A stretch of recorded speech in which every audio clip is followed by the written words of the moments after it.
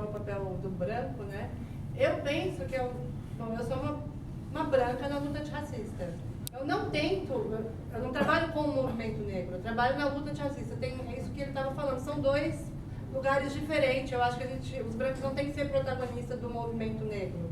Mas, já respondendo ela, por exemplo, aqui é a FEA, vai formar um monte de administradores aqui. Administradores normalmente trabalham no RH. RH contrata, certo? Você é um branco antirracista, como que você vai contratar os teus empregados? Ou seja, não é dentro do movimento social negro que você vai conseguir lutar contra o racismo sendo branco. Você é branco, você é administrador, qual é o pacto que você faz com a branquitude? Como você quebra esse pacto com a branquitude? Porque é entre os brancos que importa. Porque os negros já sabem do racismo. Né? Como é que funciona a branquitude? Com pactos, ok. Pactos brancos entre brancos. Alguém faz piadinha de negro, só tem branco, não ofendeu ninguém, eu não falo nada. Isso é um pacto com a branquitude. É aí que você tem que quebrar, você é branco antirracista. Não é dentro do movimento negro. Os negros já sabem tudo que eles passam. O branco com os brancos, né? Não, porque para ser inserido nessa luta, como branco, é quebrar pactos. O que eu vejo muito que é esse pacto racista? A menina, ela é branca. E ela não é racista, ela namora um negro, tá? Não é racista. Aí a avó é racista. Ela defende, ou seja, em vez de proteger o namorado, ela protege a avó do namorado. Eu não vou apresentar, vai ser um susto. Isso é pacto com a branquitude, não importa que ela namore o sujeito negro. Entendeu? São os pactos entre brancos, assim, tipo, tá tão legal o clima aqui, alguém fez uma piada, por que vai ser eu que vou, né? Isso nos fatores simbólicos. Aí, que é uma resposta que, continuando a dela, que eu não acabei, que eu acho que o Juninho falou muito bem. Eu falo de uma resposta individual, mas não dá para pensar, né, uma transformação no tecido social brasileiro só com a resposta individual. Eu falo na individual como psicóloga, mas eu penso que a individual ela tem que ir abrindo para quando vir a estrutura, porque o que vai mudar é o chute na porta, entendeu? Dos lugares de poder, do movimento, da estrutura mesmo. Para quando essa estrutura estiver sendo quebrada, os brancos não virarem os pitbulls, entendeu? Virarem aliados dessa luta. Tem que ter uma resposta individual para ele não pegar o pitbull e ir lá matar, né? Mas não existe mudança que não seja estrutural. E aí eu acho que tem, né, passando já para você, um falso dilema, né? Que é esse classe e raça.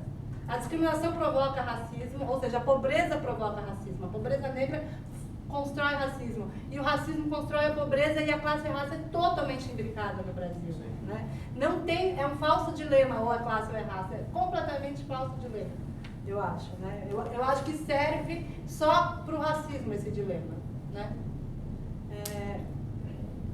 A Lei 10.000 já respondeu, serve para tudo. Eu acho que aí pensando, se você vai ser administrador, você tem que pensar no RH, se você vai ser economista, você tem que pensar como que trabalha o teu banco, né? Tem ações políticas em todos os lugares, dá para tentar da luta antirracista, porque todos os lugares de trabalho têm seu emprego.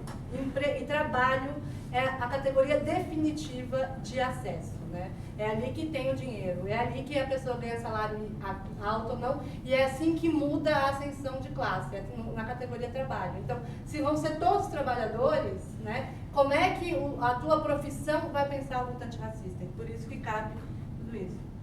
E aí, respondendo a ele sobre o branco... Não, se eu não fosse branca, a resposta ia ser outra. Não que não daria para pensar branquitude, daria para pensar sendo negro. O que você ia pensar? O silêncio, o pacto, como não se fala. Mas pensando como branca, tem essa coisa assim, tinha gente que falava assim para mim, que bom, agora alguém vai estudar branco, porque só se fala de negro. Ou seja, via em mim uma possibilidade de, tipo, uma cumplicidade, porque eu não falava na minha pesquisa, eu estou pesquisando racismo. Inclusive, não, eu falava, estou pesquisando branco, o que é ser branco para você, né? E aí essa que você pediu para eu falar, porque como eu entrevistei desde mendigo de rua até quatrocentão para pensar isso, tem uma quatrocentona que a entrevista dela é muito boa para pensar raça e trabalho, porque ela é portuguesa, ela é descendente dos portugueses, não dos imigrantes paulistas que vieram e pensaram, eu trabalhei. Então, o discurso da meritocracia não cabe para ela, não tem isso, meu avô trabalhou. Meu avô teve escravo, quem trabalhava era escravo. Entendeu? Então, ela tem total noção do trabalho negro. Né, diferente desse imigrante, do racismo do imigrante italiano, alemão, que fala do mérito, é muito diferente, né? Então ela teve uma hora que o discurso dela era o tempo todo falando do racismo mesmo, acreditando que tinha, mas ao mesmo tempo naturalizando, que é assim que funciona como às vezes a pessoa admite o racismo. Ela teve uma hora que ela fala, olha, eu não sou racista, mas Deus é, porque onde tem preto a coisa vai mal. É isso que você falou. Eu não consegui botar no meu livro porque eu achei muito violento. Eu tirei, assim, olha, pra você ver assim, eu tirei 95% das entrevistas e eu coloquei as mais amenas. Porque sabe aquela propaganda do cigarro? Ninguém para de fumar por causa dela, né? Porque é muito violenta. Ou seja, se eu colocasse essas falas tão absurdas, as pessoas não iam se identificar. É isso que eu pensava, entendeu? Então, eu botava as mais do dia a dia quando eu falava, porque tínhamos muito violentas. Você já tem um volume 2 para sair. Aguardem. Aí tá, a resposta dele. Eu acho que tem essa coisa do medo mesmo, porque branco de classe alta da elite não convive com negro, então eles não conseguem nem falar a palavra negro. Né? Não conseguem falar o cara de negro, eles não sabem, porque são tão racistas que chamar de negro para eles quer dizer uma coisa ruim. Por isso que eles têm medo. Porque se eles convivessem com negros, eles já iam estar lá chamando o cara de negro, que nem chamam o de branco, e ia estar naturalizado a linguagem racial. A gramática racial sei lá, já vira naturalizada se você convive e sabe da luta de racista e tal. Agora, eles estão tão longe, né? E os negros, eles não são nem uma ameaça para eles. Tem um racismo que é muito diferente da classe trabalhadora para a classe alta. Eu percebi isso nos entrevistados. A classe trabalhadora compete em pé de igualdade em lugares de emprego, né? Com o negro, né? A empregada doméstica, né? O vigia noturno. Eles falam de raça e de um racismo muito diferente dessa classe alta, porque não é nenhuma ameaça, não é nada. O racismo dessa classe alta é uma ausência, uma pena, uma dó, uma coisa assim, desse jeito. Que é muito diferente de quem está ali competindo, a mulher branca pobre, competindo o mercado afetivo, que é o mesmo homem que está ali, né? Respondendo, né? Aí ela vai usar da branquitude como privilégio no mercado afetivo. Essa super rica não é questão. Eu acho que tem uma diferença muito grande aí. Eu percebi isso muito nas entrevistadas. Já passou 5 minutos, desculpa. Tá. É isso? Não, passou. Não, eu passei. Não. Foi isso a sua fala, já acabou. Não, eu ia finalizar, mas eu ia finaliza. passando muito tempo. Vai, finaliza que a gente passa. Bom, então para finalizar, eu tinha pensado assim, que o meu recado é para os brancos que estão aqui, né? Pensando que, né, como é que a gente pode pensar? É sair daqui pensando mesmo, quando eu faço pacto com o racismo, quando eu uso dos privilégios de raça, em que momento eu podia lutar contra isso e, né, pensar que a pergunta que eu fiz no início é, quando raça foi uma questão para você, é que normalmente os brancos respondem, não lembro. Ou, um dia eu fui no samba, só tinha negro, fui discriminado, sei lá, uma coisa assim, né? Não lembro. A raça, para o negro, ela é um problema no país racista cotidiano, todos os dias. Tem que sair com documento, se a polícia parar e ele não tiver documento, ele, né, se fudeu. Se morrer assassinado, precisa ter o documento porque tem que ser identificado. Nunca uma mãe de branco vai falar para o filho, pelo amor de Deus, não sai sem documento. Uma mãe de branco morreu. O cara vai ser identificado. Ou seja, quando raça é uma questão para você, ela é crucial na diferença, desde o pré, na escola. Tem uma pesquisa que vai mostrar que na creche de 0 a 2, a fralda do menino negro é trocada por último. Porque a ideia de que ele aguenta mais tempo, que já é sujo mesmo, e agora o menininho branco de olho azul tem que ser trocado, tá limpinho. Desde a fralda trocada até a anestesia na hora do parto, que as mulheres negras recebem menos, por causa que o estereótipo de força e de que elas são guerreiras e que elas vão aguentar, faz com que os médicos deem menos anestesia. Elas são menos tocadas nos exames. Quer dizer, a raça, ela constitui a vida de cada um. Então, né, terminando, pensando para os brancos, quando que ela foi um problema para você, né? E quando vai ser, né? Como que eu vou lutar contra isso?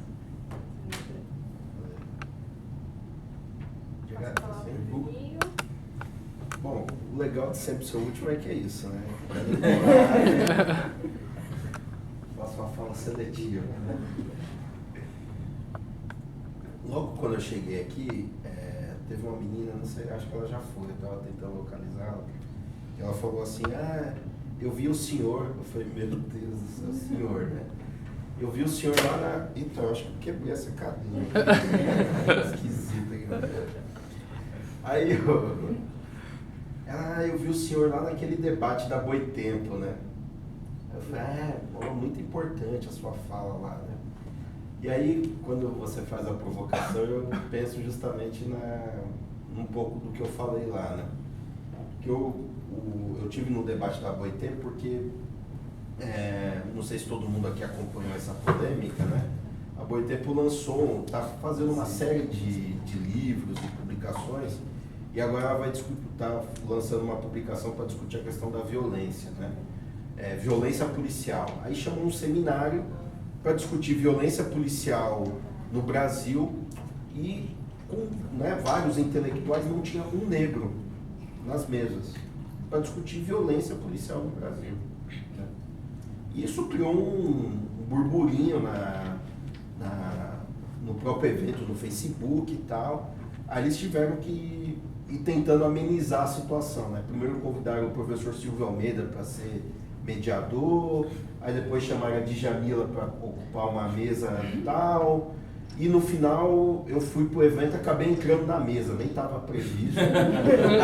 E aí as falas tinha de 7 a 10 minutos, eu acabei falando 20, né? Então, e aí eu falo... Ih, Cíntia, tá errado. Por que eu estou falando disso? Porque aí na minha fala, era uma demarcação com a esquerda, né? Como que a esquerda, ela muitas vezes tem uma visão elitista, uma visão que não incorpora a questão racial e etc. E uma das coisas que eu falei lá foi o seguinte, os brancos, quando eles optam, quando eles são de esquerda, isso é uma opção, eles fazem uma opção, muitas vezes até intelectual, etc. Mas para a população negra, na minha visão, ser de esquerda não é uma opção, é uma condição. É uma condição. Porque a forma como a população negra ela é oprimida de todos os seus aspectos, ela já te coloca, qualquer movimentação política que ela faz já é uma movimentação antissistêmica. Qualquer movimentação, mesmo que seja de adaptação lá na frente ao sistema, ela é por si só antissistêmica. Ela é uma insurreição. O Clóvis Moura vai falar um pouco sobre isso em outros termos, mas né, ele vai falar um pouco da cultura nessa perspectiva, né? Mas eu tenho um pouco essa perspectiva, né, de que eu acho que a condição, e dentro do que a Lia coloca, está imbricado, né? Se você pensar que aquilo que eu falei anteriormente, né, que o bloco hegemônico de poder, né, ele se perpetua, ele é inalterado, nós estamos dizendo que todo o processo de acumulação de riqueza, ele teve como base material a escravidão. Essa foi a base material econômica que determinou a acumulação de riqueza, né? Qual que é a premissa do capitalismo? É a acumulação de riqueza, né? É aí que você estabelece as relações de diferenciação econômica. E a base econômica foi a escravidão no Brasil. Então, qualquer movimentação de insurgência, de contraposição a esse regime, ela por si só, ela é antissistêmica, ela é um curto-circuito, como eu falei aqui no início, por exemplo, de ter um coletivo de negros e negras dentro da FEA, né, discutindo na sala Safra, né? Olha só que loucura, né? Então, nessa perspectiva, eu acho que um dos desafios nossos da comunidade negra, para além de construir uma identidade negra que nos foi negada historicamente, é como construir um projeto de sociedade, um projeto político de sociedade, em que a gente possa, de fato, mudar essas estruturas, né? Então, para mim, não interessa uma ideia de apenas uma ocupação de espaço, né? Uma ocupação simbólica de espaços, né? Ou seja, não é apenas os negros chegarem ao poder, chegarem a espaços de privilégio ou espaços de poder político. É como a gente consegue construir um conjunto da sociedade brasileira ou com um bloco, né, contra-hegemônico, aí, né, indo na linha gramsciana, digamos assim, né? Como a gente constrói um bloco popular, um bloco do conjunto da sociedade que pense a estrutura da sociedade, que pensa mudanças e que tenha os negros e negras também como protagonistas desse processo, né? Não acho que, eu não acho que será um projeto só dos negros e negras. Eu acho que os negros e negras precisam incorporar essa discussão. No entanto, que a gente vem debatendo sobre isso, né? Eu não quero que... a gente tem conversado isso com alguns companheiros, algumas companheiras, né? Nós não queremos só discutir os negros que discutam as questões dos negros. Nós queremos os negros discutindo os problemas brasileiros, nós queremos discutir economia, nós queremos discutir projeto de desenvolvimento, né? Agora, nós temos uma estrutura racista que nos impede ocupar esses espaços de produção, de conhecimento e de produção de projeto político. Eu acho que esse é um desafio, é um pouco nessa perspectiva que eu trabalho. Eu não acho que... porque aí, mais uma vez, é uma saída individual, né? Você criar uma elite negra que consiga ascender, que consiga ocupar determinados espaços, isso vai significar uma mudança. E eu acho que não, né? Eu acho que é um processo de mudança radical. Então, nesse sentido, eu acho que o movimento negro, aí sim, se cabe uma crítica à esquerda, né, por não incorporar, né, por durante muito tempo, inclusive, pensar a luta de classes no Brasil a partir do anarcossindicalismo e da chegada dos imigrantes, né, e não pensar todo o processo escravocrata, a própria estrutura da escravização também como um conflito de classe, um conflito de disputa de relação de poder, né? Então, se cabe essa crítica, né, nesse aspecto, também cabe uma crítica ao movimento negro quando pensa que as saídas elas são apenas saídas simbólicas, como, por exemplo, uma parte do bloco que hegemonizou o movimento negro no último período achou isso, né? Então, por exemplo, o Círculo Palmarino surge em 2006, no auge do governo Lula, onde todo o bloco da redemocratização do Brasil, né, pegando o MNU para cá, né, boa parte do bloco que hegemonizou a construção do movimento negro achou que o Lula, chegando no poder, né, chegando no governo, nem no poder, e a construção da CEPIR, a Lei 10.639, e a própria aprovação do Estatuto da Igualdade Racial, relatado pelo Demóstenes Torres, né, que tirou uma série de mecanismos importantes, que aquilo por si só garantiria um processo de mudança. E o balanço que a gente pode fazer desses 16 anos é justamente o contrário, né? Se por um lado se avançou do ponto de vista simbólico, por outro lado também se avançou do ponto de vista de uma política genocida contra o nosso povo, né? Então, o que nós precisamos, de fato, é discutir projeto, que projeto político de nação, de sociedade, de sociabilidade, de humanitude que nós queremos construir no Brasil e que os negros e negras têm que ter um protagonismo, têm que ter um espaço de destaque nessa construção. É um pouco nessa perspectiva que eu trabalho, que eu atuo, que o Círculo Palmarino trabalha e que eu individualmente acabo também ocupando, né? Você sabe, além da atuação no movimento negro, também tenho uma atuação partidária, fui candidato, essas coisas todas, né? Então, mas sempre nessa perspectiva, nessa chave de construção, né? Eu acho que é isso. Desculpa aí ter estendido mais um pouquinho, mas quero me colocar à disposição, enfim, meu Face é Facebook/Juninho ou Facebook/Círculo Palmarino Oficial para conhecer um pouco o nosso trabalho. Enfim, e parabéns aí pelo coletivo e todos os outros coletivos que estão construindo essa Semana da Diversidade. Obrigado.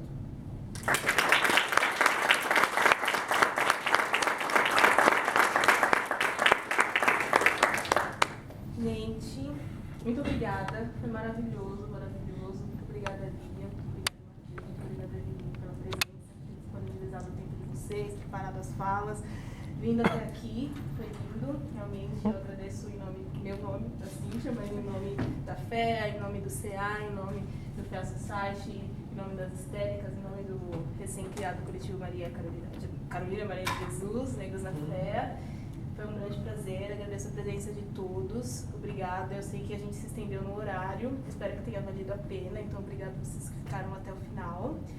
A gente está encerrando oficialmente o evento, tá? Essa banca. Quem quiser ficar aqui, fazer outras perguntas para eles, conversar, fiquem à vontade. Mas a gente encerra aqui.